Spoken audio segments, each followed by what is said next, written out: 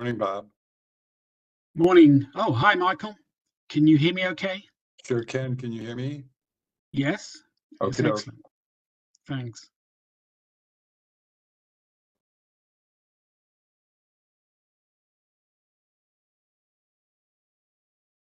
We seem to be focused on each other. The committee has disappeared. Oh, I can see the committee. Oh, Can then you I see gotta, it? I have to change my settings. Apparently it's only on the person that I'm speaking to. Yeah, Let's you see. probably Good. you want it on gallery, I suspect. Yeah. Let's see. Automatically hide names. Nope. Let's leave the names in there. Nope, that's not it either. Let's see. Equal. Still not there. Oh, well. Richard's on site. Starts tomorrow. That's weird. Okay. From your calendar, Richard's on site. Starts tomorrow, 9 a.m. Okay.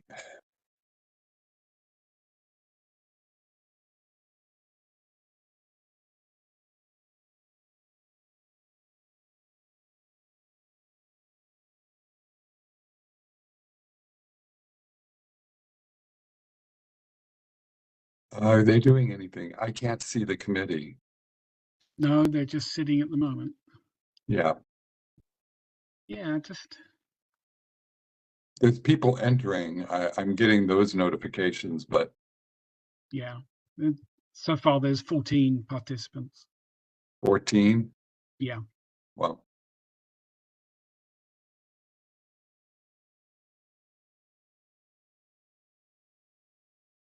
I'm happy I'm in, actually. Yes. Yeah. Hi, we'll be starting the meeting in just a moment. There we go. Somebody finally turned on the video.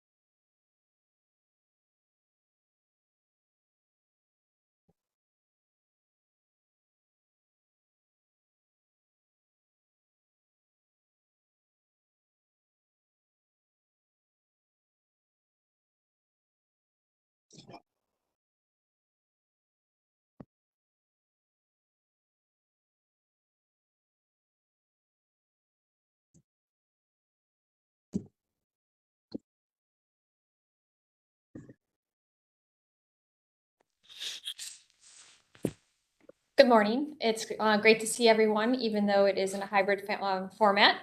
We'd like to welcome everyone to the Cleveland Landmarks Commission meeting on September 14th, 2023. In compliance with notification requirements of Ohio Open Meeting Law and Section 101.021 of the Codified Ordinance of Cleveland, Ohio, 1976, notice of this meeting has been publicly posted. All boards and commissions under the purview of the City Planning Department conducts its meetings according to Robert's Rules of Order. Actions during the meeting will be taken by roll call vote. Recusal from any case due to a conflict of interest should be stated for the record prior to the beginning of the presentation. In order to ensure that everyone participating in the meeting has the opportunity to be heard, virtual attendants will use the raised hand feature before asking a question or making a comment. We also ask you to keep your microphone on mute when you are not speaking. The raised hand feature can be found in the participants panel on the desktop and mobile version and activated by clicking the hand icon. Please wait till the chair or facilitator to recognize you and be sure to select unmute and announce yourself before you speak. When finished speaking, please lower your hand by clicking the raised hand icon again and muting your microphone. Call-in users can unmute by using *6. All meeting activities are being recorded via the WebEx platform. These proceedings are also being live streamed via YouTube. All requests to speak on a particular matter submitted through the proper channels have been considered. Proper channels for communication are sending an email to landmarks@clevelandohio.gov email address with a comment or a letter, calling and/or leaving a message at 216-664-2532, sending a letter or dropping off comments at City Hall located at 601 Lakeside Avenue, Suite 519. Communications with members of this body must follow proper channels for consideration. Any comments received by the stated deadline are collected by Landmark staff and disseminated to the commission members prior to any scheduled meeting. Just to go over the virtual meeting rules and procedures. The chair will call each agenda item and then each applicant will be invited to proceed through their presentation. Each presentation should be completed prior to questions and comments from the commission in order to facilitate a smooth presentation. Once the presentation is concluded, the chair will ask Landmark staff to summarize Design Review Committee recommendations and any public comment received. The deadline for public comment is noon on the Tuesday prior to any regularly scheduled Cleveland Landmarks Commission meeting. Any received comments are distributed to commission members prior to the meeting. Staff will also identify any members of the public present and scheduled to speak. Public comment is allowed at the discretion of the chair, and any individual providing public comment is permitted 2 minutes to speak to the agenda item in which they have an interest. The chair will then request a recommendation from staff. Commission will then begin deliberation and project review. Any commission member except the chair may make a motion at any point after an agenda item has been called. We'd like to call the September 14th, 2023 Landmarks Commission meeting to order. Mr. Musson, please call roll. Ms. Anderson? Here. Mr. Dreyer? Here. Mr. Edmond? Here. Councilwoman Gray? Director Wong? Here. Mr. Sandbury? Here. Mr. Strickland? Mr. Trosick? Here. Dr. Williams? And Ms. Trott. Here. All right, Madam Chair, we have quorum. In addition to the commission members, I believe we have Kevin Roberts here from the Law Department. We have we have Kevin Roberts here from the Law Department, as well as Jessica Beam, Carl Brunges, and myself from the Landmarks Office. Just one note on today's agenda, cases 23-22 and 23-23 are being postponed at the request of the applicant. So if anyone is here for the Empire School redevelopment at 9113 Parmalee Avenue, that case has been postponed and will be heard at an upcoming meeting. Excellent. We will begin then with our certificates of appropriateness. We'd like to call the applicant forward and welcome you to unmute your mic, announce yourself, and tell us about your project. The first applicant is the British Cultural Gardens located at 1131 East Boulevard. Good morning to the chair and to the committee. My name is Bob Boyce, and I am the treasurer of the British Cultural Gardens Association, which is a 501c3 organisation set up about 8 years ago, 5 to 8 years ago, to try and obviously upkeep the garden, the British Cultural Garden, as best we can with our meagre resources. As you can see from the overhead picture, the British Garden, which was formerly the Shakespeare Garden, and it was established in 1916, is one of the biggest gardens of all the cultural gardens. And as you can imagine, it takes some upkeep, and we're not necessarily winning that battle at the moment.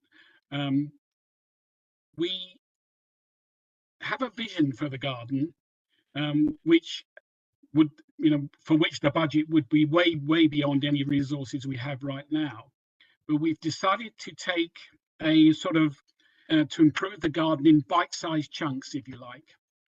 And what we and one of the projects that we can do, and we have the funds to do, and I think really would, we believe, enhance the garden, is to replace the old decrepit sundial, which you can see in the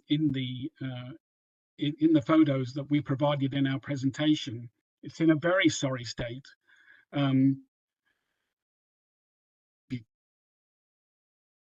Yeah, if you can keep going down to there it is. I took this picture on One World Day, and that was put in place in 1917. So perhaps it's no wonder that it's in pretty bad shape. So what we've got before you here today is to replace that. And I don't know if we can go back up a couple of slides to what we want to do, just to give you a pictorial, if you like. There we go. That's the one. So this is a picture of where we would like to place the new sundial. And at this moment, the project is to replace the sundial and do a circular surround in textured concrete, and begin to create a focal point for us again.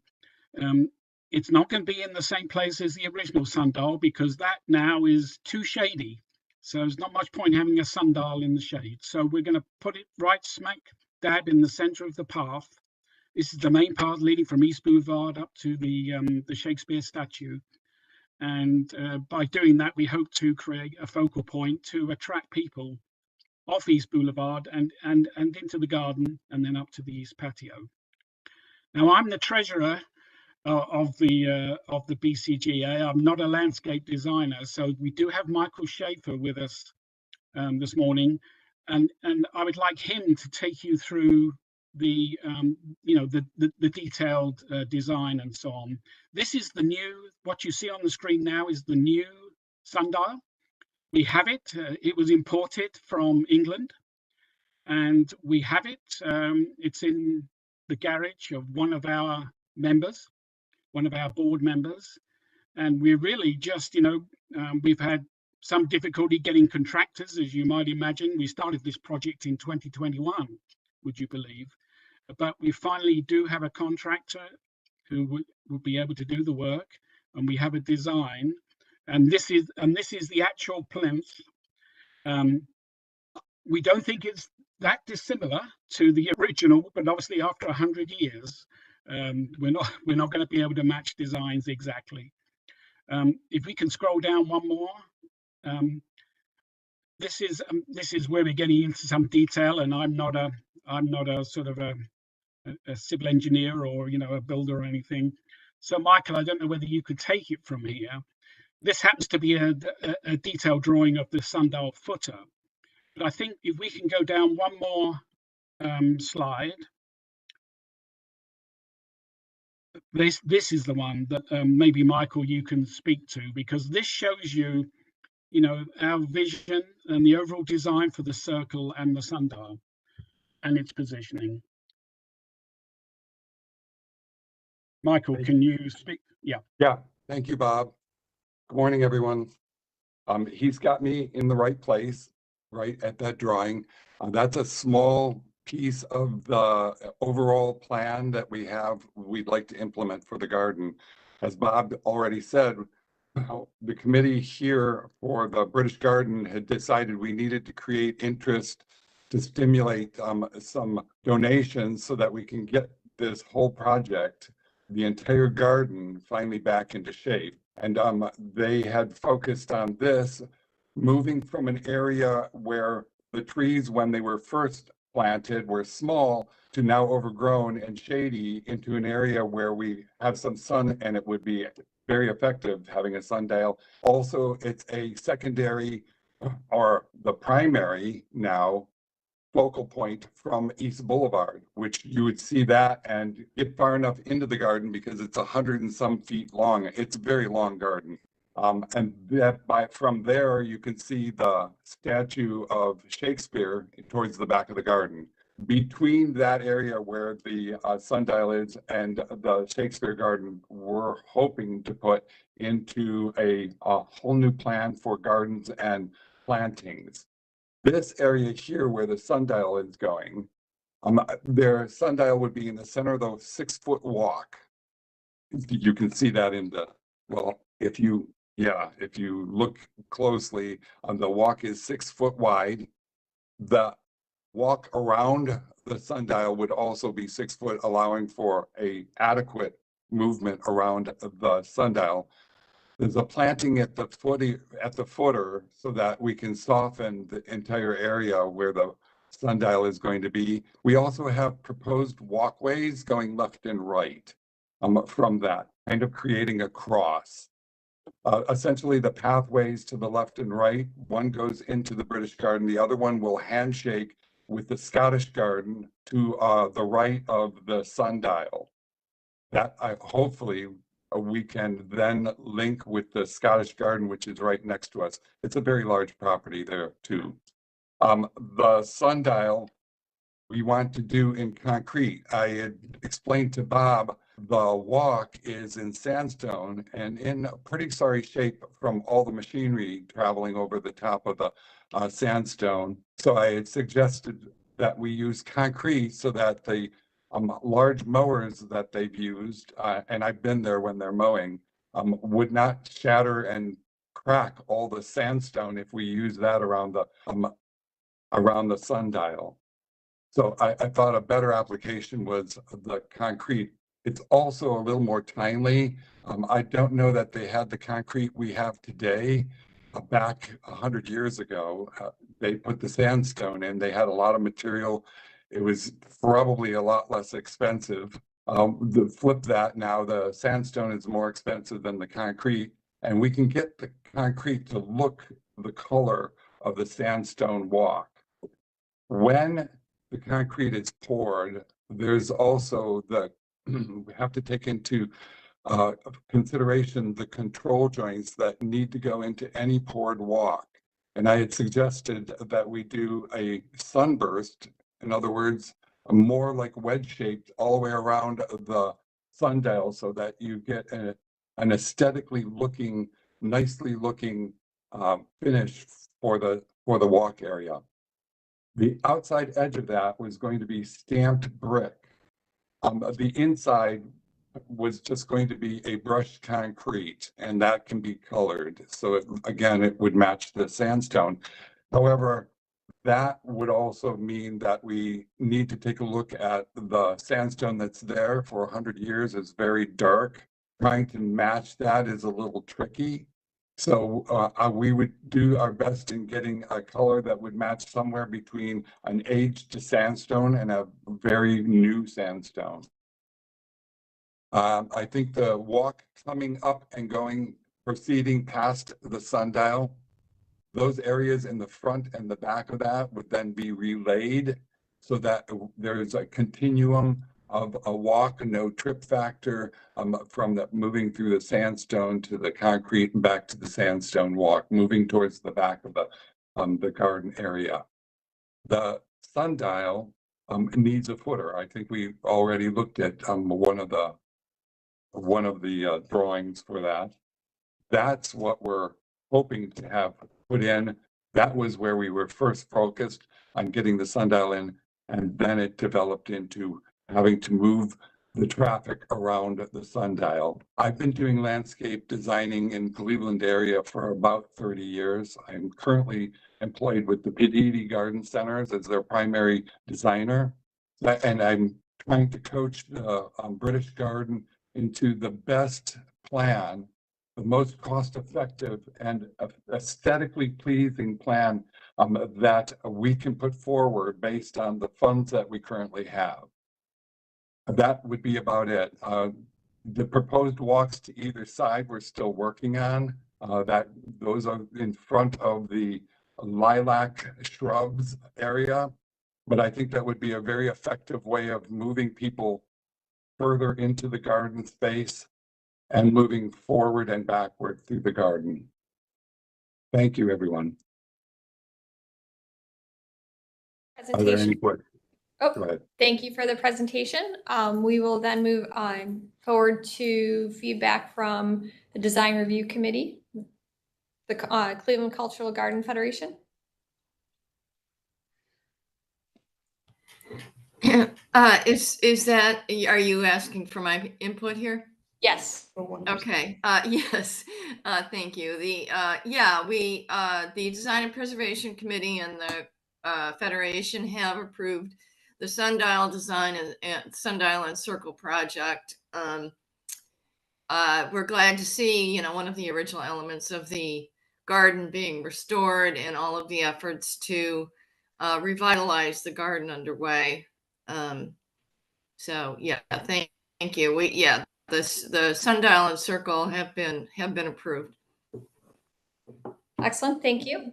We'll then move to landmark staff review. Thank you, Madam Chair. Staff feels that the installation of the proposed sundial, basically replacing the old historic 1916, 1917 sundial, is appropriate. We've had some discussion with the Federation's Design and Preservation Committee about the appropriateness of replacing or introducing new walkways paved in concrete as opposed to stone. And I know the Federation Committee is interested in getting some feedback from the Commission on that issue. So perhaps I guess Commission could discuss more largely their feelings on that, not just as it relates to the stone circling the sundial in this case, but in the bigger picture. Absolutely. All right, excellent. Then we will open up the floor to the commission for questions and comments. Mr. Edmond. Thank you, Madam Chair. Yeah, I think the design here, excuse me, and the sundial placement are very appropriate and work well with the overall site design. I have a couple questions. So, excuse me, are we being asked to approve those lateral walks as well today, or just the sundial itself? Just the sundial location and the circular pathway around the sundial. Okay. So my question is, I see the picture of the sundial pedestal or the plinth, as you say, but the sundial itself that would sit on top of that, is that bronze gnomon, or what is the dial itself like? I can answer that, Chair. We have not yet decided on what the actual sundial it will be, and one of the issues is that we need to be mindful, and it's a shame really. We need to be mindful that anything we put there would be sort of safe from, if I may say so, being stolen. So we have to think about the material for that sundial, and if we were to put gold there, I don't suppose it would last very long, and any sort of bronze or anything like that. So we're still giving that some consideration, and we've got to try and find something in the market that that will fit that requirement and also look good. So at this point we don't have that the actual sundial chosen. Thanks. And then one final question: this stone baluster support obviously is very handsome.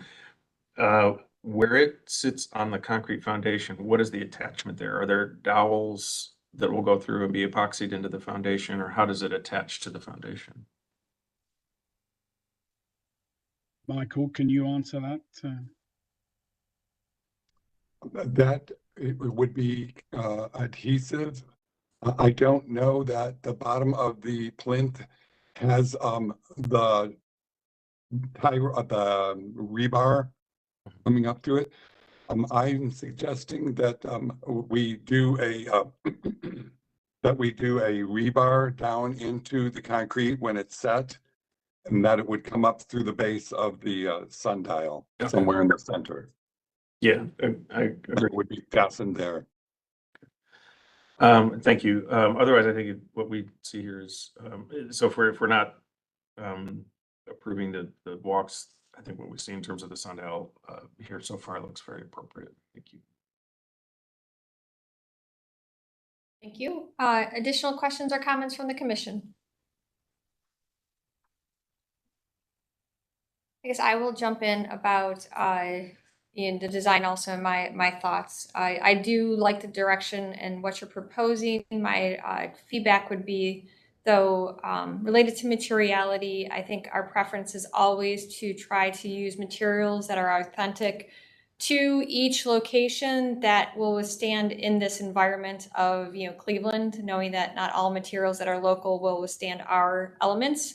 But with that being said, we also do hear over and over that the maintenance and of the gardens really precludes some groups from using, or deters, I should say, people from using those authentic materials because they get damaged.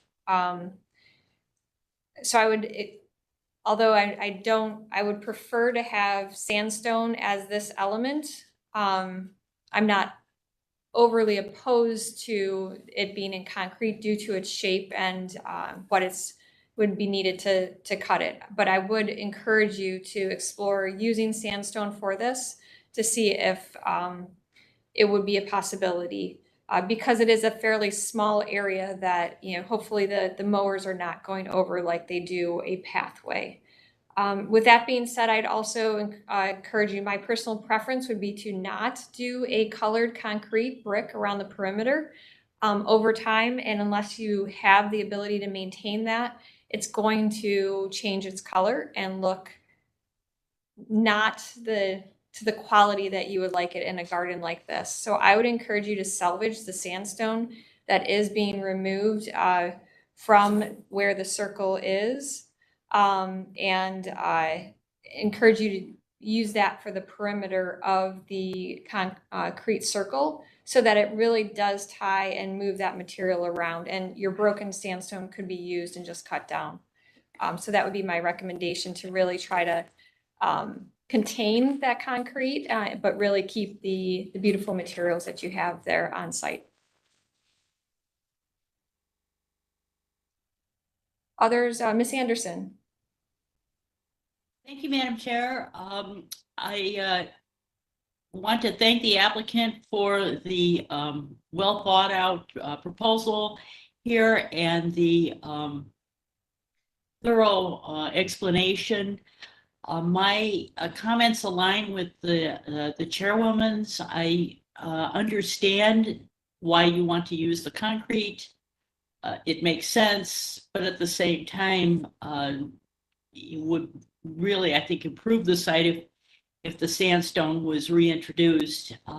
My two questions are, I know you're on a very limited budget, and I understand those constraints. But I know regarding this next question, it probably takes some effort, but I was wondering if you either explored the cost of sandstone, or, there's a lot of sandstone in the area because it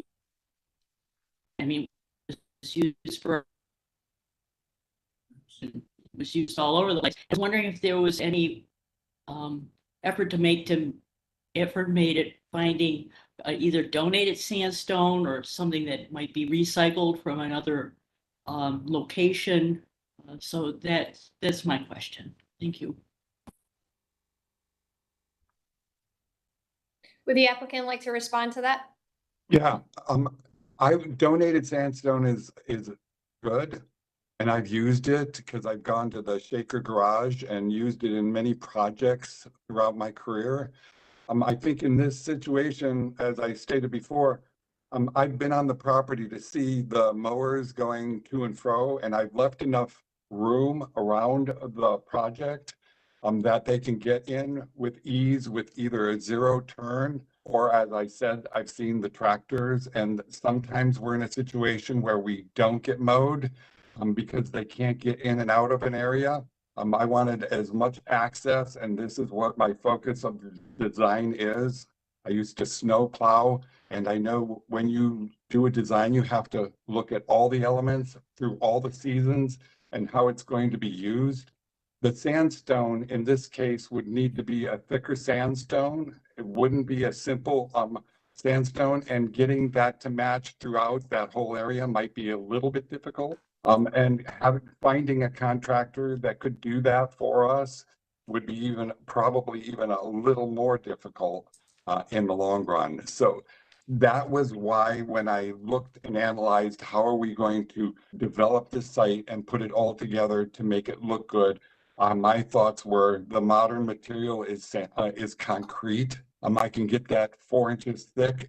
I'm not going to have a problem with anybody driving over it or in the future. I like the idea of introducing the sandstone around the outside edge. I think that's a great idea. I'm reusing that. I will be introducing that to our contractor and see if we can get a cost for that. But to answer that sandstone, it really is a matter of using used sandstone. It can be different thicknesses, and I need something that's going to hold up to a lot of traffic, especially heavy machinery. Thank you. Thank you. Additional questions or comments from the commission? Ms. Ashik? Yeah, I just wanted to make a comment about the gardens in general. It may not apply to this specific situation, but we do encourage, because of the issue with the mowers going around the walkways and the statuary, we do encourage the gardens to put some kind of a buffer, like a couple of feet of mulch or something around those areas, so that the mowers, when the city crews come around to do mowing, there won't be any chance of them going into the stone. So I don't know if that can apply to the situation, but that's the Design and Preservation Committee does generally encourage the gardens to do that, to put some kind of a buffer area around their hardscape.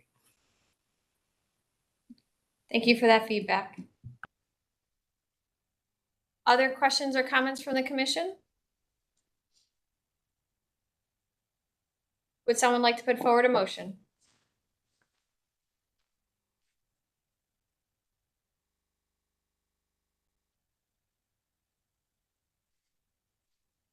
Other questions or comments from the commission, or would someone like to put forward a motion? Director Wong.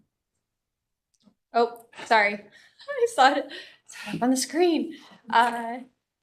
Madam Chair, I'll make a motion to accept the proposal as stated, with our recommendation of reusing the sandstone instead of brick perimeter. Thank you for the motion. Can I recommend adding the condition that the final sundial material be submitted to staff and any additional work that may be proposed as this moves forward? Yes. Okay. So we have a motion. Do we have a second? I'll second. This is Director Huang. Thank you, Director Wong. Any additional questions or comments? All right. Mr. Mussa, please call roll. All right, thank you, Madam Chair. Ms. Anderson? Yes, gotta find the unmute button. Mr. Dreyer? Yes. Mr. Admin? Yes. Director Wong? Yes. Mr. Sandberry? Yes. Mr. Trosick? Yes. Dr. Williams? Yes. And Ms. Trott? Yes. Madam Chair, the motion passes unanimously. Excellent. Mr. Boyce, I saw your hand go up while we were voting. Is there did you have a question? Really, yes. I mean, thank you to the commission for voting yes. Really, it's just about the process after this now. But maybe, Chair, we can we talk about that, or swap emails, or because we've not been. We're not used to obviously the process or the protocols. So if you can give us some guidance, that would be very good. Yeah, staff is happy to reach out later this afternoon or tomorrow whenever it's convenient. But we will email, and if you want to have a chat, we can do that. Thank you very much. Excellent. Thank you. Good luck with your project. Thank you. Thank you, everybody. Thank you, everybody. We'll now move on to our next applicant, located at 11801 Buckeye Road, Providence House East Campus mural installation.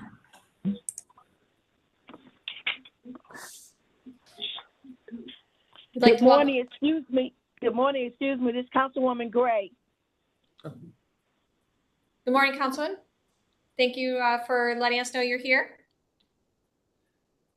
Apologize if I missed you in the last And No worries. the last vote. No worries. Thank you. All right, thank you. We'd like to welcome the applicant to unmute your mic, announce yourself, and tell us about your project. And just a little housekeeping, just a reminder that Mr. Brunges is in control of the slides. So if you'd like us to advance, please let us know. Good morning, everyone. Thank you for your time this morning. My name is Michelle Walsh. I'm Director of Operations for Providence House. And we came here a few years ago. We purchased the Weiser building at the corner of 118th and Buckeye. We have since built an additional 20-bed crisis nursery to go with the 30 beds that we have on the east side. So on the map you see here, the building with the red mark is the Weiser building. Directly to the right of that is a vacant lot, which Providence House has now purchased. It's grass and parking lot. And then the back where it shows behind the building, a parking lot, is now the crisis nursery. So at the end, middle to end of our project, building the nursery, we looked up to the building wall, which you can go to the next slide. There's this huge wall looming over the playground for our children. And so we felt that this would be a great location for a mural. But honoring the age of the almost 100-year-old building, we wanted to do something that could also be removed. So this is the new part of the building that was added on in 2012, I believe, to make the building ADA compliant. So this was attached to the historic piece and where our mural will be placed. So we've gone through a community process, had a selection committee, and worked through the details of this mural itself. You can go to the next slide if you guys are done looking at the context there. So the mural itself will be applied via heat vinyl transfer process. So it'll go directly on the wall of the building and can safely be removed. Its dimensions are approximately 19 by 22. It will go in the wall. The parapet, you'll still be able to see that. So we're going to center it in the wall. So when you see the next images, just know that that's on their computer generated, but will be in there centered. So there will be a brick border around the entire mural itself. This mural requires no maintenance because of the application process that is up there. And we expect a lifespan of 10 plus years. So at that point, it can safely be removed from the building. A heat is applied again, and then the mural comes off of the wall. And given the location of the mural, it can be seen down the street on 118th. It can be seen mostly, though, like I said, from the playground for our children. We felt that it was important to have something positive for them to look up to while they're on the playground. Next slide, please. And so this was the mural. We had feedback from our board of directors, our children staying with us at Providence House at the time, parents who have used Providence House, childcare staff who take care of the children, and staff that work there every day. So we really put a lot of thought and effort into this and really feel that this depicts what we do at Providence House in a positive mural for those driving down the street and in the community of the 118th and Buckeye neighborhood. Next slide, please. And here you show, again, it's not really straight on the building, but understand that this will be straight and centered on the building. You can see the parapet at the top of the building and the brick that would remain around the edge of this installation. So we put this on the rendering of the building because we don't have children or grass on the playground yet. We just finished and it's still dirt. So the playground won't go in until January. So we felt that this best depicts what you guys would see as a final product. So unless you have any questions, this would be the end of what I have to share and would love to answer any questions you may have.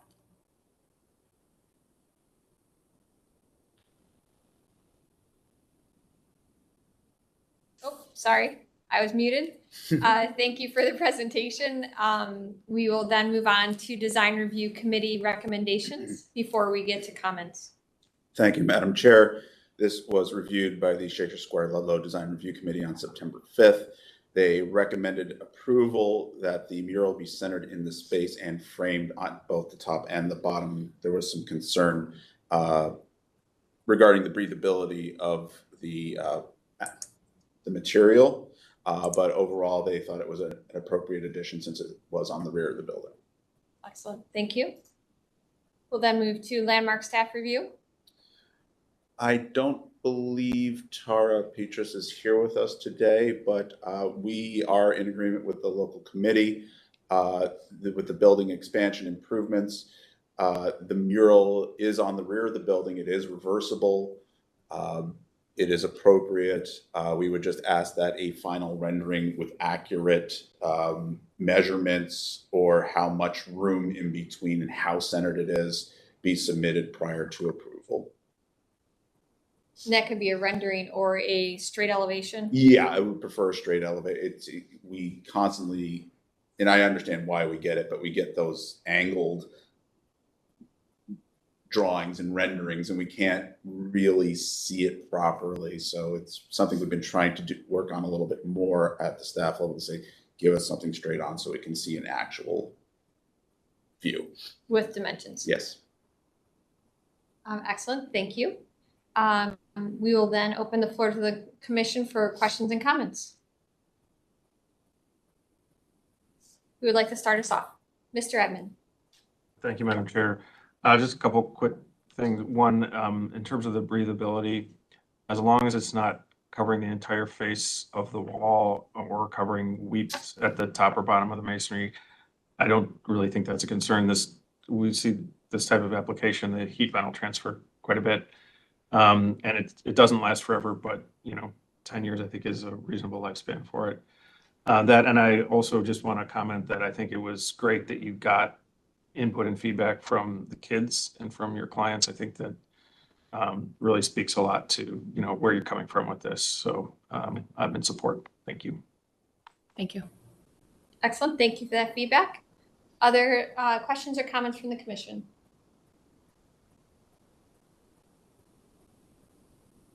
Overall, Yes, I'd like to make a comment. Go ahead. Yes, I was there. I was there when they had when Promise House had a tour and a meeting of this mural, and we met the young man who actually created it. And I am in agreement as well that this is a good, this mural would be in a good location, and also the resident in the community was there too. And I'm just in agreement with the mural and how it's going to be set on the wall of the house. Excellent. Thank you for that feedback, Councilwoman Gray. I would also agree with that I think this is a great mural. I appreciate that you went to the community, the residents and the staff for the final design, and I'm in support of the proposal. Other questions or comments from the commission? Would someone like to put forward a motion? Mr. Edmond. Thank you, Madam Chair. I move that the project be approved as presented with the request that the proposer provide a more accurate frontal elevation to staff. Awesome. Thank you for the motion. Do we have a second? I'll second that. Thank you for the second. Any further discussion? Not seen any. Mr. Musson, please call a roll. Ms. Anderson? Yes. Mr. Dreyer? Yes. Mr. Edmond? Yes. Councilmember Gray? Yes. Mr. Sambry? Yes. Mr. Trosick? Yes. Dr. Williams? Yes. And Ms. Trott? Yes. Madam Chair, the motion passes unanimously. Excellent. You are approved and good luck with your project. Okay, I just have one question, if I may. Yes, go ahead. Do I just submit this to Tara, then this updated graphic? Do I need to come back to the next meeting? How would you guys like that presented? It can be submitted through staff. Okay, very good. Okay, we'll get that to you. Thank you and have a great day, everyone. Thank you. You also. We'll now move on to our next applicant located at East 101st Street and Woodward Avenue and Newton Avenue is the Gordon Crossing new construction. In trouble reading today. Thank you so much. This is Jonathan McKay with Woda Cooper Companies, Inc. I'm the Vice President of Development. With me today is Sheila Wright, our development partner with Frontline Development Group. And then we also have Joe Burning with PCI Design Group. I'll just give a brief context here, since I know it's been a little while since we initially came to the group for the concept review back in January. If you go to the next slide, please. Gordon Crossing here is located on the corner of East 101st Street of Woodward Avenue all the way down to Newton Avenue, which that Newton Avenue parcel obviously has the historical characteristics to it in the district. With that, pausing on this slide, what we have done compared to when you saw this the first time was the two parcels along East 101st Street and Woodward Avenue there.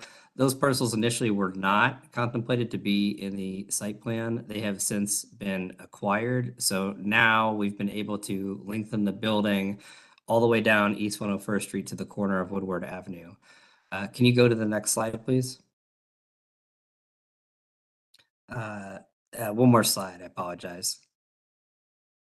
Thank you. So we'll pause here for a moment so you can see now where we've lengthened the building all the way down. What this has meant is instead of doing 46 units, we're able to add additional 8 units, all our 2 bedrooms for 54 units. Based on the conversations that we have had with the community in terms of their concerns, which was mostly parking related. What we've done is, while we have increased the size of the building and added 8 units, we have diligently been sure to maintain an additional parking so that we still have a greater than 1-to-1 parking here. In addition, some of the conditions, which you can see were addressed on the slide based on the Euclid Corridor Design Review. If you look at the exit going on to Newton Avenue there, you will notice that the driveway has been slightly expanded. This is something that we were told to study. We met with representatives from the city. But prior to us extending this, it was 24 feet. It did not actually meet code. It needed to be 26 feet. So while we've added an additional 2 feet there, exiting onto Newton Avenue, what we have done is wind it away from the neighbor there at 1003 Newton Avenue, just to be mindful, but we didn't want to disturb the neighbor at all with this increase. So that's why we've done it that way. Can you go to the next slide, please? So here I just want to highlight that it wasn't as clear in some of the renderings that we had done here in the aerials that you'll see further in this presentation. But I do want to highlight that we paid close attention to the handicap striping. I don't think it was as clearly labeled or pointed out as well as we probably could have done. So I apologize for that. But we have made sure to pay close attention to this, which was also a condition as part of the Euclid Corridor Design Review. We went through that process. Next slide, please. So here's an overall view just to orient yourself with the surrounding neighborhood. Next slide, please. A little bit of a closer view here. What we have done since you have last seen this is based on the conversations with the neighborhood. Initially, we had a playground, which is something we do at almost all developments. We think that's a good amenity. However, the site location is in close proximity to quite a few different recreational or play areas. So based on the concerns of the neighborhood, because they were concerned with parking, what we did was we removed the playground and then we expanded the parking to accommodate that concern. Next slide, please. Here's some of the elevations. If you keep going forward a couple of slides, you'll see some of the nicer kind of colored renderings here that'll give you a better idea of the exterior and the materials that we're using.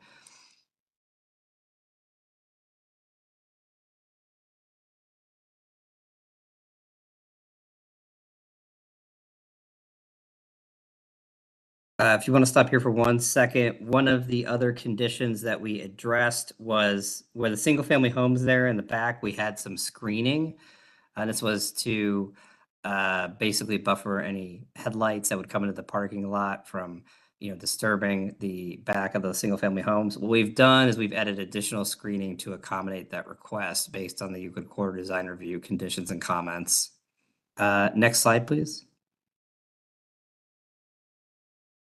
And you could probably go forward to slide. Yes, right here you can see this is what the building looks like now. Like I said previously, we didn't extend all the way over, so there were 2 unused parcels. Now that we've accommodated those and incorporated those into the overall plan, I think it makes more of a holistic feel and a more comprehensive development overall here along this corridor. And then the only other thing that I will mention, and we can turn it over to questions and feedback, which we're happy to answer, is that we did make one more modification based on Euclid Corridor Design Review. It was related to the site signage. What we had, you can see it here in the rendering a little bit. What we had initially was too big, so we've shrunk it down to accommodate the requirements for the city.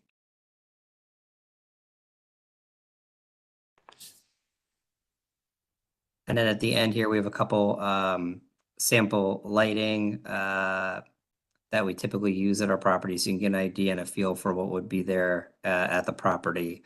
In terms of the site lighting, of course, it'd be adequate site lighting throughout. And we also envision interior and exterior security cameras, which is also something that we do typically at all of our properties for safety reasons.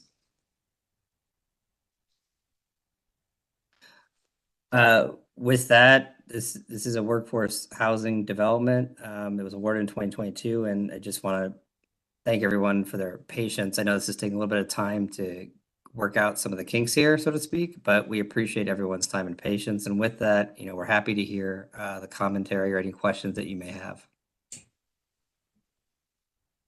Excellent. Thank you for the presentation. We will then move to Design Review Committee recommendations. Thank you, Madam Chair. This project, as mentioned, was reviewed by the Euclid Corridor Design Review Committee in August, and they recommended approval with conditions. Conditions included adding screening to the south edge of the parking lot that borders the homes on Newton Avenue, address the handicap parking striping, study reducing the drive on Newton Avenue, and modify the signage to meet code with a 5-foot height limit. And the committee discussed the resident and community spaces on the site and options to reduce impact to the neighboring homes with the incorporation of downlighting and the additional screening that was put in. Excellent. Thank you. We'll then move to Landmark staff review. Thank you, Madam Chair. Staff is supportive of this project and would like to thank the applicant for being receptive and responsive to comments and feedback from staff, the community, the Euclid Corridor Design Review Committee, and the Commission at its concept review. I would like to note that we received an email from our partners at the Cleveland Restoration Society. They wanted to let the Commission know that they oppose the exit on Newton Avenue, on which the Cleveland Restoration Society owns 8 of the homes. They feel that it's a narrow street with many houses not having garages and in need of on-street parking. They also feel that the Newton Avenue exit will congest the street further. Cleveland Restoration Society also stated that, to their knowledge, there was no attempt to have residents review the plan, but it sounds like from Mr. McKay's presentation that outreach has taken place and they received neighborhood feedback. So that being said, staff is supportive of the plan and would recommend approval, but with the recommendation that the Commission includes support for any needed variances if you choose to make a motion to approve. Excellent. Thank you. Could the applicant expand on what variances you need to pursue? It's the building setback. So what we did was, in order to position the building as far away as possible from that home there towards the exit on the Newton Avenue, we moved the building closer to East 101st Street in order to accommodate that. In addition, we're actually giving about 3 feet to that neighbor. I believe they are anticipating building a garage there in the back, because it's one of the few single-family homes along that street that does not have one. So we are accommodating that request by giving them 3 feet. And then finally, in addition to that, we are also providing a landscape buffer to transition from the single-family homes over to this multifamily development. So to answer your question, the building setback is the only variance at this time anticipated. Thank you for that feedback. We will then move to questions and comments from the commission. Who would like to start us off?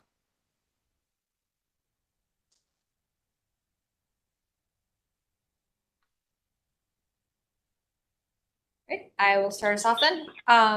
I do appreciate the applicant and listening to the feedback from the staff. And I do appreciate the mission of providing workforce housing in this area. My only question is, can you remind us with this relocation, or if this is new, with the relocation of the building to accommodate having it further from the neighbor, how does that align to your neighbor's setback that is just to the north of this property? If you go back 1 or 2 images, there's an aerial with the model inserted. Yes, that one. The one directly to the upper right of it. Do those buildings align, or are they misaligned? The one along 1003, about the Newton Avenue, that single family home. Is that a Is that single the one you're family? referring to? Right there. Yep. Carl's circling it. Oh, I'm sorry. We use that. Those should be aligned, I believe. Isn't that right, Joe? So we use that as inspiration, and the other multifamily building that's on the opposite end, that's bookending basically the Newton Avenue single family homes. I don't know that they are exactly aligned, but they are similar in terms of the setback. We can clarify that for you and get you the exact. That would be helpful to understand for supporting a variance or not. If there's precedence on the street and you're aligning it and maintaining it, I would support that variance. Okay. But I have minimal feedback after that. I think you've addressed the comments that came up with design review and appreciate you taking them into account and in support of the project. Mr. Edmond? Thank you, Madam Chair. Just in terms of setback, it's not shown in these images, but with the residence in to the south, looks like your setback, and it's kind of hard to tell because I'm looking at a street perspective on one side and then your perspective on the other. But it looks like the setback is kind of similar there as well with the building to the south. Is that right? Yes, that's correct. Okay, good. Thank you. Thank you, Mr. Edmond. Any other further questions or comments from the commission? I do have some comments. Are you proposing a new fence between the residents on Newton and yourself, or is there are there multiple existing fences that currently separate those lots? I believe there is one still existing there along the exit and the neighbor at 10003 Newton Avenue. I believe it's a chain link fence. I believe it is still up there. But other than that, we are not proposing a fence. We think the landscape buffer makes more sense and creates more of a neighborly feel, as opposed to I don't want to be combative necessarily, if that makes sense. Okay. And then on the southern elevation, looks like you have some window openings that are designed with an infill. Is there a reason that those openings, that detail exists and not just the brick wall? I can speak to that. We were trying to provide a little bit of ornamentation along that wall. We cannot, due to the layout of the residential units, actually provide windows there. So we were trying to introduce a little bit of more relief on the facade. Okay. And is that going to be recessed, or is it just the trim detail? Those would be recessed slightly to create some shadow lines. Okay. That's all I have. All right, thank you. Any further questions or comments from the commission? Ms. Anderson? Thank you, Madam Chair. You mentioned that you are not fencing the area. Just want to get some clarification, though. There's going to be some sort of a barrier or fence between the south end of that parking lot and the back of the residential structures on Newton Avenue, correct? That is correct. Yeah, if you go to slide, let me grab the number here. You can see it on, here we go. There you can, if you zoom in a little bit, it might be a little difficult to see there, but we've strengthened and added here to the screening there. So once those shrubs and those bushes, once they come to full maturation, I mean, it will essentially act like a fence so as to shield those properties. So you won't have the headlights coming in or anything like that. It'll screen all of that. So this screening is like an evergreens or? It would be arborvitae, which grows in pretty dense.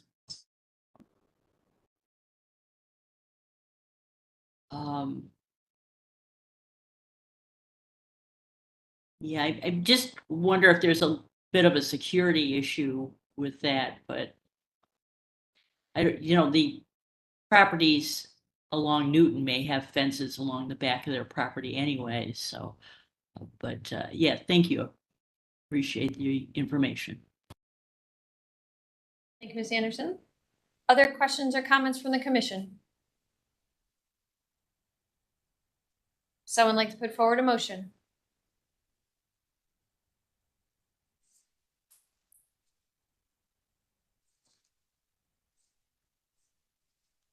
If there are no other questions or comments, would someone like to put forward a motion?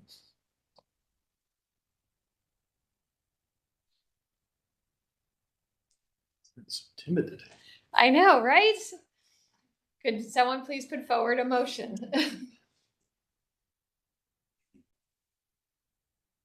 This is Alan. I'll put forward a motion for approval. And I probably need to be reminded if there are conditions we want. Thank you, Mr. Dryer. I did not note any conditions. I'm sorry. Staff just recommended a recommendation, I guess, that they're adding a condition that any zoning variances would be supported. Okay. So, Mr. Dryer, are you in support of the zoning variance of a reduced front yard setback? Yes.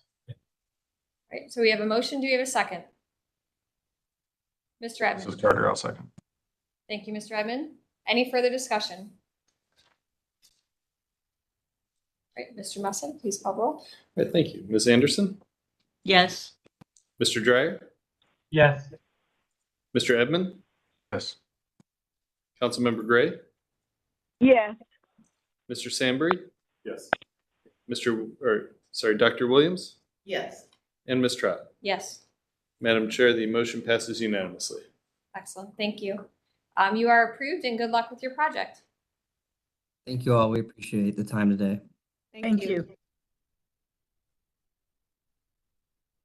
That concludes our certificates of appropriateness. We'll then move on to concept plan review. We have one on our agenda today located at 1050 Starkweather Avenue, the Merrick House addition and renovation. I'd like to welcome the applicant. You are welcome to unmute your mic, announce yourself, and tell us about your project. Hello, I'm Suzanne Meltzer. I'm with RDL Architects, and I'm representing Merrick House. We are looking at developing an addition for Merrick House and a renovation. Merrick House provides programming for the neighborhood that includes a preschool daycare, child daycare, a youth after-school program, a GED program, and a Moms First program. And they are pretty much bursting at the seams with all of that programming. And so they were looking at ways to better accommodate the program and then also solve accessibility issues and improve security, especially for the daycare. So Merrick House is located right at the corner of Starkweather and West 11th Street, right across from the Lincoln Park. You can move on to the next. Here's just some of the images of Merrick House. I think the building was built in about 1949, maybe, brick building. And the first image at the top left that you see, that's where we're looking at providing a new addition that would help with the accessibility into the building. The first floor is accessed, I think it's about 4 feet above grade. And then the lower level, you go down to access the lower level. And then there's a floor, a third floor that you see there in that first image. Around as you turn toward West 7th, see there's a little bit more of a setback there, but on the lower left, that's the north facade, and they have some land where they have a playground right on the north of the building, and then moving toward the east. And the last photo on the bottom right, you can see that's the eastern elevation, and they have a side yard there. Move on. This is a site plan showing that proposed addition. So the yellow is obviously the existing building. On the front on Starkweather is where we are looking at developing a new lobby that would help with accessibility. And I can show you a plan of that in a moment. But on the back would be, the idea is to take the daycare out of the building and put that into a 1-story addition that would help with access, because they would then be, right at grade versus 4 feet up. And they would be separate from the existing building to have their own entry, which would solve, a lot of their concerns about security. Move on to the next slide. This is just some of the existing buildings. I'll just talk really quickly so you can understand what the building is. This is the floor where you would go up 4 feet. So you're actually entering into their exit stair in their main entry, and then going up 4 feet, and that's where they have their infant care. Look, the gym. Move on. And the slide to the left, or the drawing to the left, that's the lower level. So they have a gym there, and then they have some of their Mom's First programming there. They have some storage, and then some maintenance space. Up on the top floor that's above the gym, they have some of their preschool classrooms mixed in with their Mom's First and their GED programs. You can see that a lot of their programming is just all intermingled, which does provide a little bit of a security concern, especially for the daycare. So moving on. So this is showing what we want to do, which is on the front, we're looking at putting an elevator into that existing stair, that exit stair, because that would provide access to all the floors. So you would create a small lobby, enter in, be able to access the elevator at grade, go up and access each of the floors above. And we would be, putting that right to the existing setback line. So, you'll see in the elevations, we're looking at wanting to probably get a variance, I guess, for the overhang to provide coverage upon entry. But then toward the back, you see the addition would be the daycare, and that would again have its own entry now on off of West 7th, and then a playground. They would still be able to have a playground then toward the back of the site toward the east. Go to the next slide. And then what this allows them to do in their existing building is they can really accommodate each of the programs separately. So they, on the lowest level, would be their school age with the gym. They'd have the ability to have activity room and classroom space. And then on the top floor, they would then have their Mom's First programming. And on the other side, I didn't show you, the GED program would replace where the daycare was on that first level at the 4 feet above grade. But up on this top floor, they now have their Mom's First programming, and would have space for meeting, something they'd like to be able to provide the neighborhood, which is space for the neighborhood to have their meetings, and even look at a possible roof garden that would be over that first floor that would overlook Lincoln Park. Let's move on. These are just some of the existing elevations. You can move past this. And this is showing the addition, but I think we can move to the renderings. So this is just showing them the Starkweather and the West 7th elevations. So the top one is the West 7th elevation where we would have the new entry for the daycare. We're looking at, trying to match the existing building as much as possible so that the additions look seamless with the building. We are, though, obviously have some concerns about cost. So for the daycare, what we were looking at doing with that front piece is that there's just a small front piece before it steps back. And I'll go back to that side elevation in a minute, but we would like to introduce, a 4-inch stone veneer that would match the limestone on the existing building. We're, obviously concerned about costs, so we may be asking for the commission to consider a cementitious panel or something that's a little more cost effective that would match in color and in geometry the limestone. But we would then introduce some brick as it wraps around. As we get toward the back of the daycare, we might look at more of a horizontal siding and something that's a little more cost effective since it's going to be to the back of the building.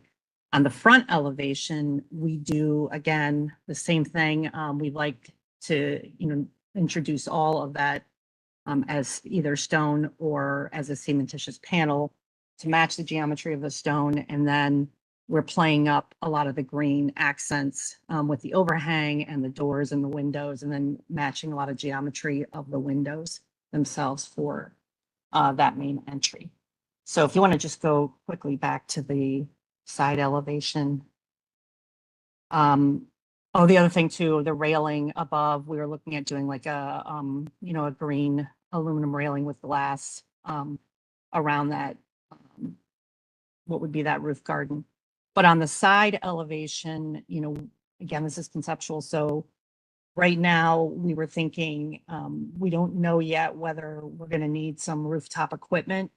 We're going to be doing new NEP systems, or updating it. So we might have some air handlers. And so one of the things we were thinking is we could do a mansard roof to hide that equipment from the side yards of the residential next to it. We could also increase the parapet to hide that as well. We haven't determined cost or anything yet, but you can see where on that bottom elevation where we would wrap the brick, but not continue it all the way back. And then just flip through to the last slide just to show where we would look at adding that elevator. Sorry, where we think we might be able to get that elevator in under the, with even the overrun under the existing structure. We're hopeful of that. So that's it for what we have from Merritt House.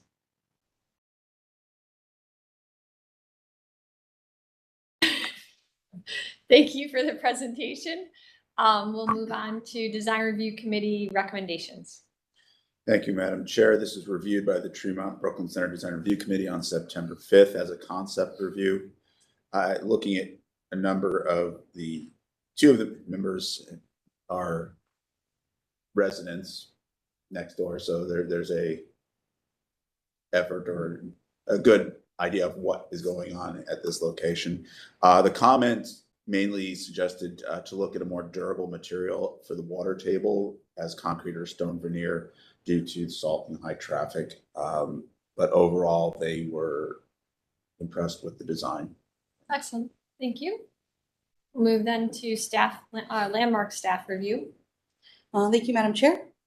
Staff met with the applicant as well as the Tremont West Development Corporation to talk about this project as part of our kind of pre-development meetings that we're trying to have with all of our applicants in August and prior to their design review meeting. The addition and renovation we feel is heading in the right direction. We're looking forward to seeing it develop further and are interested in more details on the possible roof garden with the functionality and also how you'd access it, with just the location that it's in, as well as the roof line on the addition as they develop in putting the mansard roof or the raised parapet on there. We are curious about the salvageability of the existing rounded canopy on the Starkweather entrance, to see if it can be retained or reused if possible. And overall, we're in support of the project. Excellent, thank you. We'll then open up the floor to the commission for questions and comments. Mr. Edmond, would you like to start us off? Thank you, Madam Chair. Yeah, I certainly agree that there's clearly a sensitivity to the existing building with both form and material. And it's an interesting building. At first glance, the existing building doesn't seem to have a lot of character, but actually it does have a handsome facade, especially I think the south facade.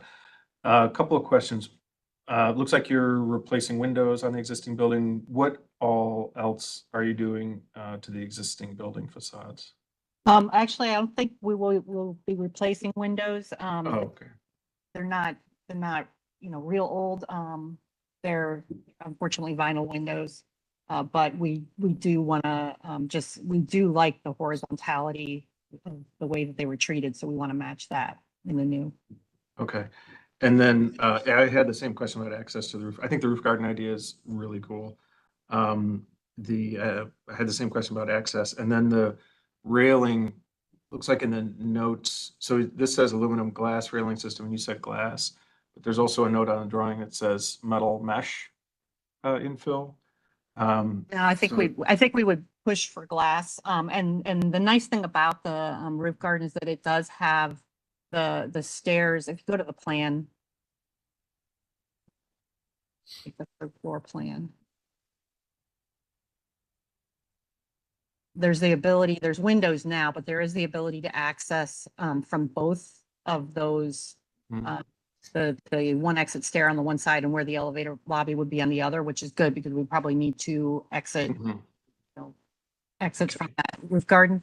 Right now, it's up in the air whether we could really do this or not, because we would need to probably sister the structure on that to support, that line. And that's just a cost that we, haven't been able to get a number on.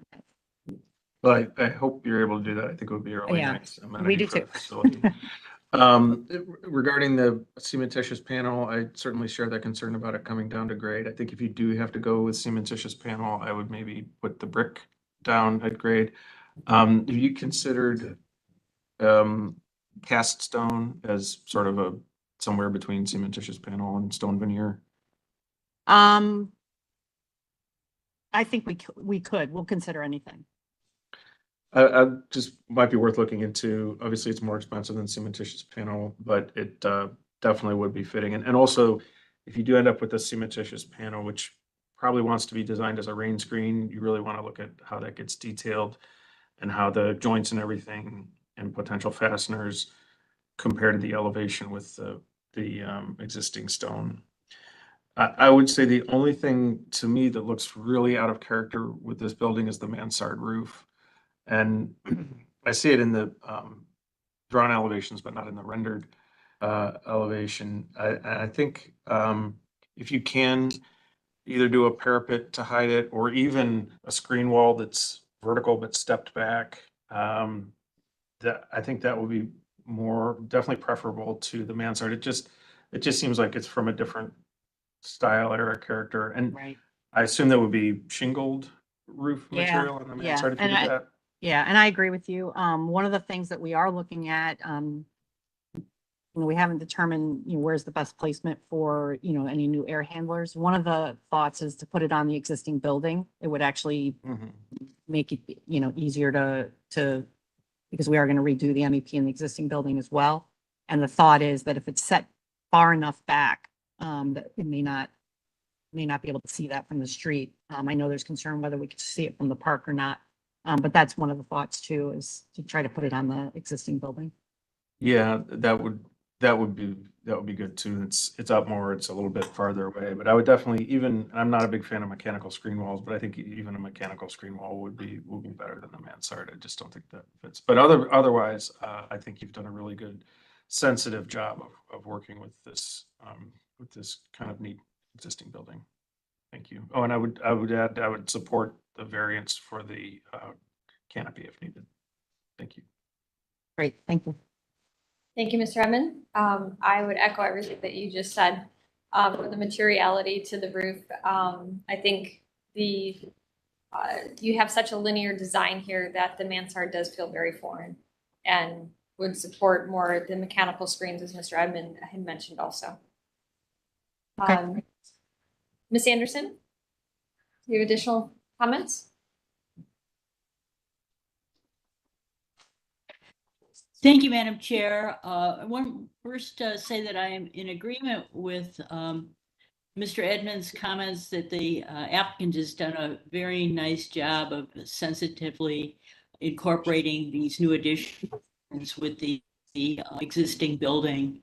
I think the primary issue I have is the existing building is a very simple but very symmetrical design, especially the elevation facing Starkweather. That would be the south facing elevation, and introducing the addition there takes away from that simple symmetry, which is, you know, kind of the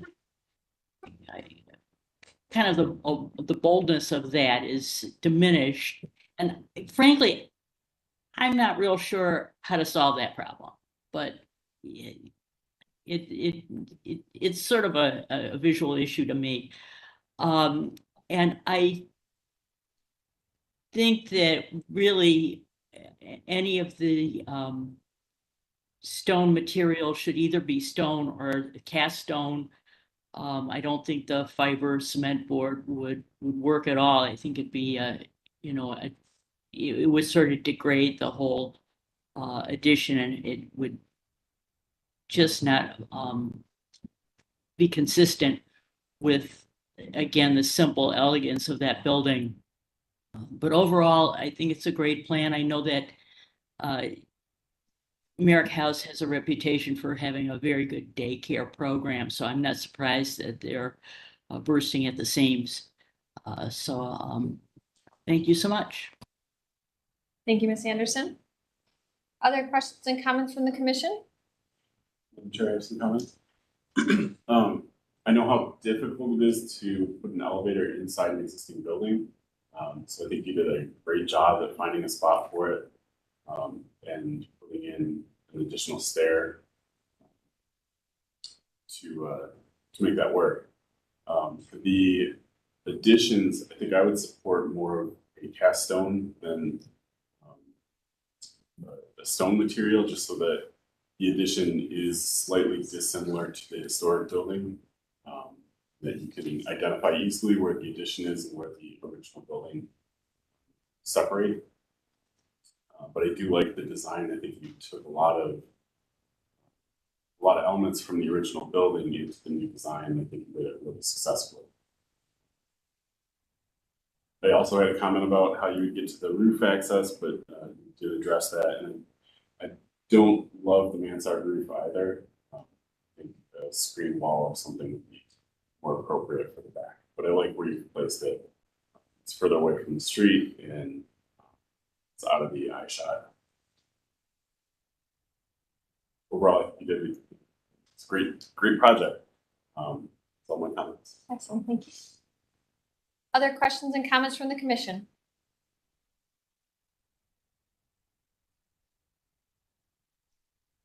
Not seeing any. Does the applicant feel like you've received enough feedback from the commission to continue your design? Yes, I appreciate it. Thank you. All right, excellent. Well, then we look forward to seeing you back in here in the future with your final design. That concludes then our concept plan review. We will move on to National Register of Historic Places nominations. Mr. Burgess? No?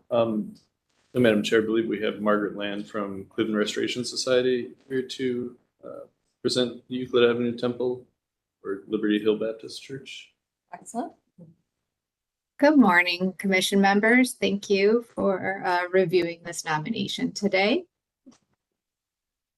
Welcome.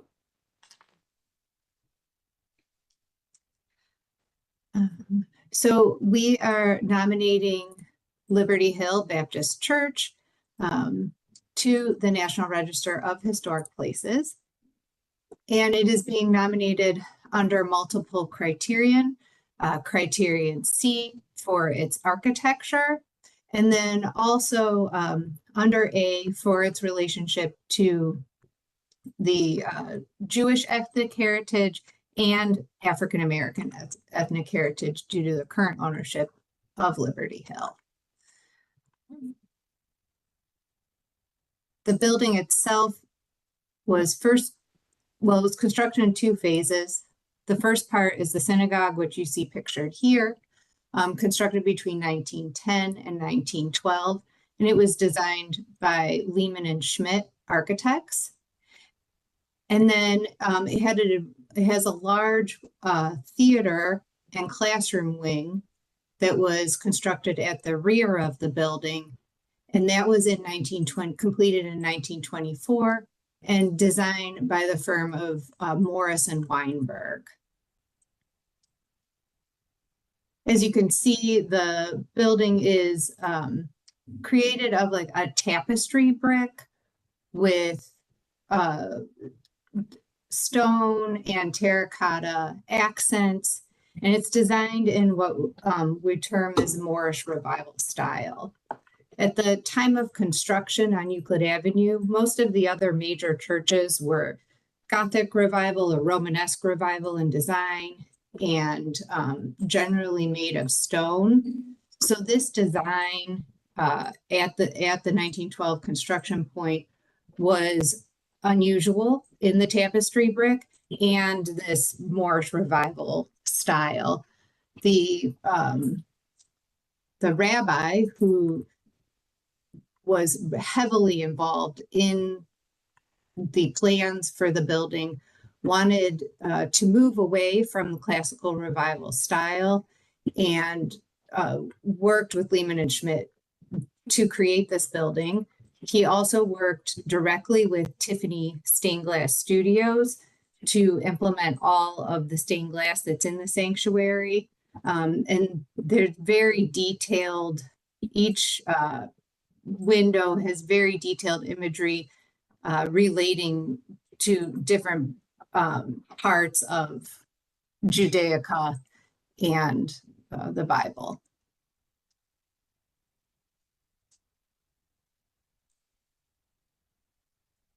Very few alterations have been made to the exterior of the building, with the exception of in this rear elevation, there are vinyl replacement windows, but the remainder of the window open and door openings are original.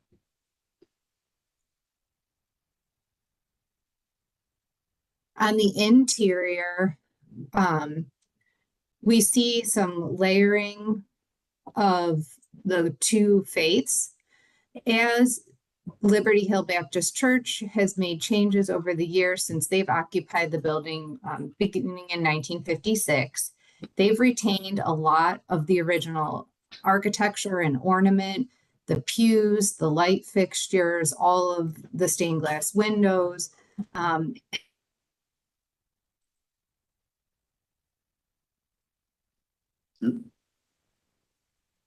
They've installed a baptismal. The view that you see here is looking out into the sanctuary over that baptismal. And they've made some other conscientious design choices to integrate the layered history. The carpet features the tree of life, which is something that was important to both faiths. And the painting, the colors that they chose are specific to African heritage and colors that are important to the congregation.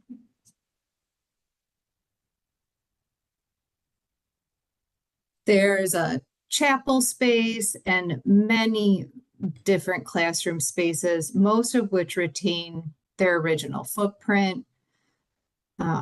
This is a vast building. And then this is the theater wing built on the rear. It originally seated 1,400. I think they're at 1,200 seats currently. And the church is focusing actually right now on remodeling this space and reactivating it. But throughout its history, it functioned as a social center for the Jewish congregation that was here, offering,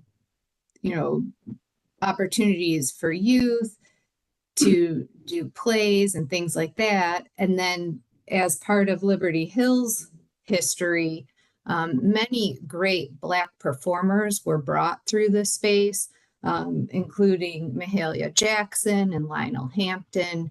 And so culturally and artistically, this space has hosted some really important Black arts and entertainment.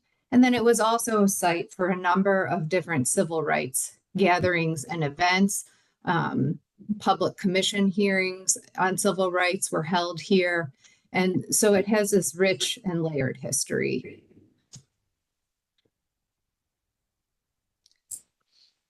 And just some more images from the sanctuary, this great dome that above is clad in the Ludowici clay tile. The church recently invested the past 2 years to do repairs to this, and it is keeping all the original material or appropriate replacement tile where needed.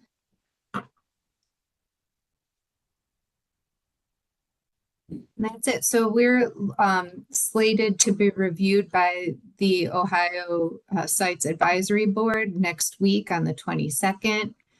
And the church is really excited to celebrate this history. And they're also looking ahead to the designation to assist with future fundraising and plans for renovations and repairs to the building.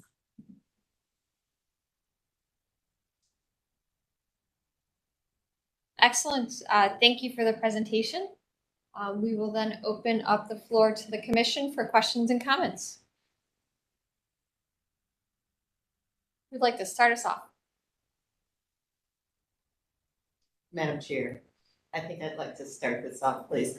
I just want to say that I think it's a wonderful idea to designate this particular structure as, or have it added to the list of historic places. I think it's in keeping with a plan that's already in place. Certainly, the East Mount Zion Baptist Church has enjoyed a number of successes following its various designations.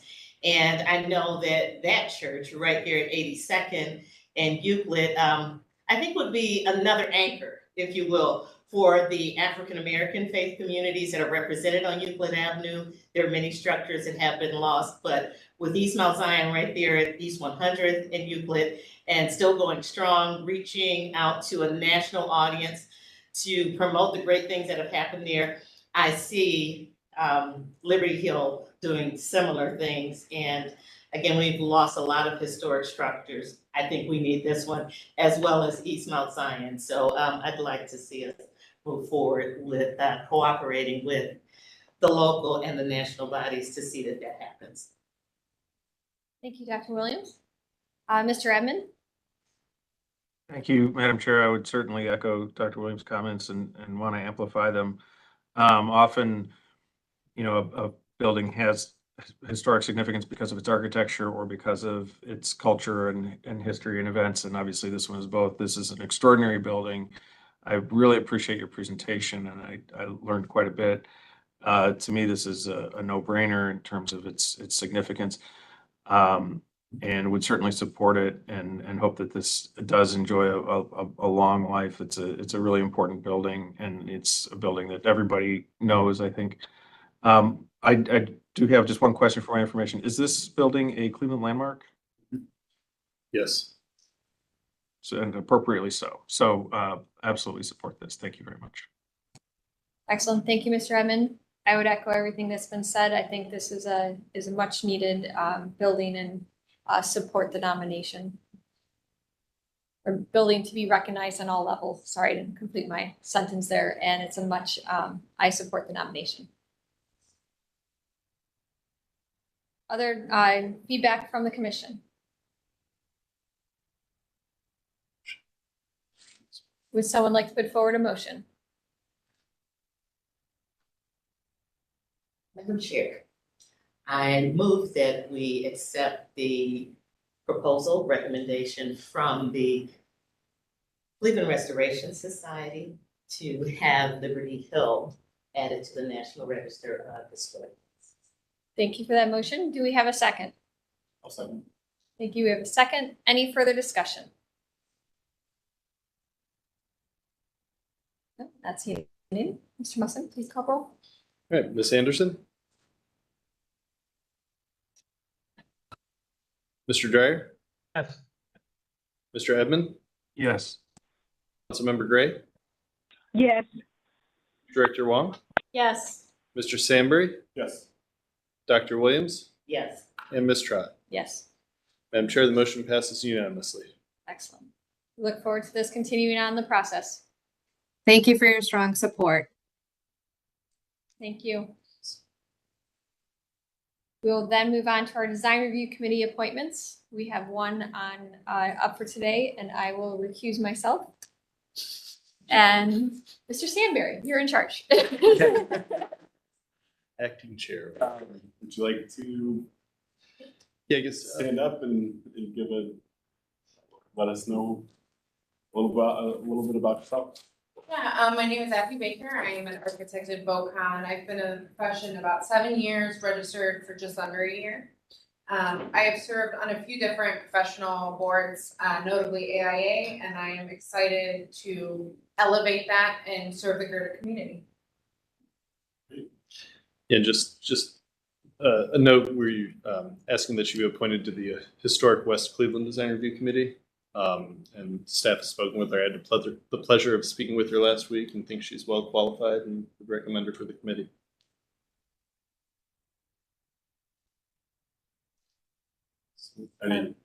May I ask a question to the chair? Can you share a little bit about your passion for historic preservation? Have you worked on projects related to preserving structures? Absolutely. So actually, it started, my thesis in school was about the Stelly building in Akron and looking at how we could preserve that with the developer there. And then in the past few years, I've actually worked with Chairwoman Julie Trott on the cross-country mortgage headquarters, as well as the two developments next to that, trying to preserve those historic buildings, but also give them a little bit of new life. And the excuse me, cross-country mortgage. I Yep. was thinking of another. Police headquarters one is coming tomorrow. Thank you. Is there any other questions or comments from the committee?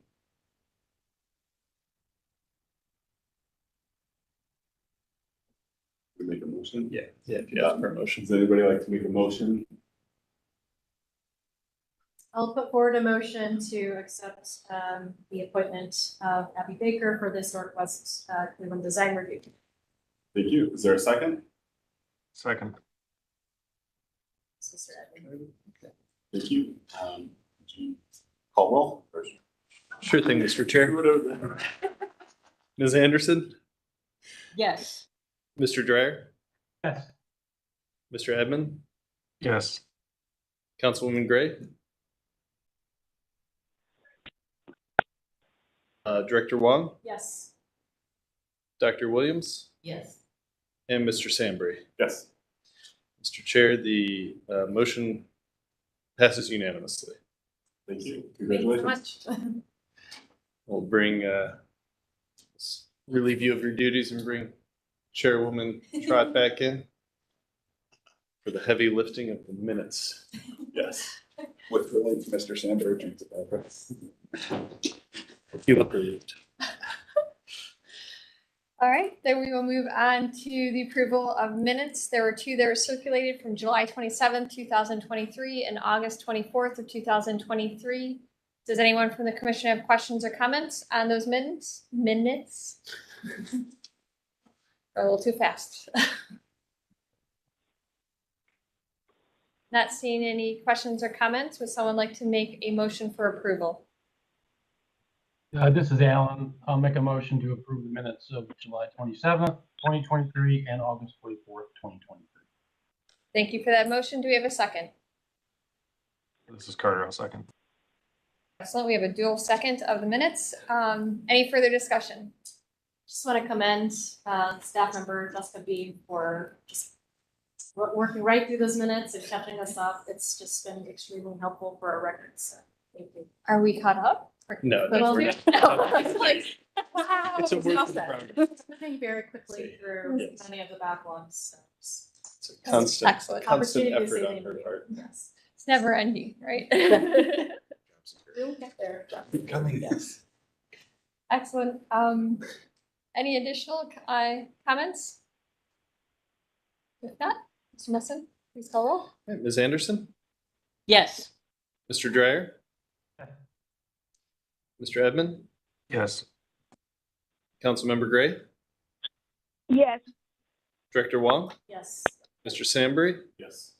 Dr. Williams, Yes. and Ms. Trott. Yes, Madam Chair, the motion passes unanimously. excellent. Director's report. The only thing I would have to say as a director's report, Director Wong? Yeah, Or we had the director scheduled to give a talk about some transit-oriented development type things. We're gonna postpone that until future meeting. Okay. The chair's report? May I mention the design review happy hour? Oh, yes, absolutely. Okay, so to the commission, as you know, our design review committees are all advisory and they're all volunteers. And since the pandemic, all of them have been meeting virtually. And so due to that factor, we thought it would be a fun and also community building act to bring everyone together for design review happy hour next Friday. So we'll be meeting after work on, is it September 22nd? And it'll be casual, so it's just committee members that wish to join, meet each other, see each other in person, and then meet other committee members from across the city, which is a very rare thing to happen. And so it's just an opportunity to honor their work and have some fun together. So. That's excellent. Will it be landmarks committee and design committee, planning committee? We will check with our open meeting laws because we will not be discussing any agenda items, nor should we discuss any future action items. It would be okay for commission members to join. I think we should just notate who will be coming and make sure that we have that on the record. Excellent. Probably be Dan. Yeah. So. Let me know if you can make it. Is there a location yet? Yeah, it's the Gold Horn Brewery. Abby, you're welcome to come as a new member. Thank you. She came to the right meeting. Yeah. And it's like Yeah. just in time. There you go. Excellent. Did you have a? The only thing that I would say is I appreciate people who don't always speak up and make motions to make motions through the process. I think we sometimes get used to a few people making the majority of the motions, but when they're absent, it's good for, as always, it's good to have everyone make motions. So thank you for everybody who spoke up and made motions today, and I would encourage you to continue doing that so that everyone's voices are known. And that's it. Right. I just want to note, on October 6th, we're going to be having a joint meeting of the Planning and Landmarks Commission to review the Irishtown Bend project. More details on that will follow, but it sounds like we're tentatively looking at a 9 o'clock meeting. But again, I'll confirm that via email once I finalize with the Planning Commission. We also have an upcoming site visit in Little Italy next Tuesday, so we hope to see you all there. Just a note, the deadline for projects seeking tax abatement before the law changes is December 31st. So in order for projects to be eligible under the current law, projects must submit a complete schematic application by the end of the year. That means projects will need to get through concept level review at the local design review committee and landmarks commission level, and then get us any other information required in order for their application to be considered schematic. So we may be seeing, I guess, maybe a rush of projects in these next couple months, but we're kind of trying to schedule pre-development meetings and keep it at a steady of a flow as we can. Then I also want to note that Dr. Williams and I had the pleasure of sitting down with IdeaStream. Was that 2 weeks ago? Feels like it. Yeah, I guess a couple weeks ago. Yeah, and to talk about Sideway Bridge and the recent designation of that as a Cleveland landmark. So I think they said that was supposed to air tomorrow, the 15th. Yeah. So yeah, so keep an eye for that, or eye out for that on IdeaStream. Excellent. Excellent. I'll just throw, it was nice to see with Liberty Hill, we reviewed that signage that was out in the front a few years ago. And it was nice now to see it in place and say, okay, that's where the design elements can, people wonder why we do what we do. That even something as simple as a sign and the materials and how it looks, that's why we're here, for the appropriateness of things. So it's a nice addition and it looks great, because they had proposed something else which was much lower and didn't look good. So if people ask, what is the purpose of the landmarks? It's not just for the buildings, it's for the sites itself. So that was nice to see. Excellent. Great comment. All right, unless there's anything else, we will adjourn today's meeting and see everyone in 2 weeks, or hopefully next week at the happy hour, and if not, in 2 weeks. Have a great day.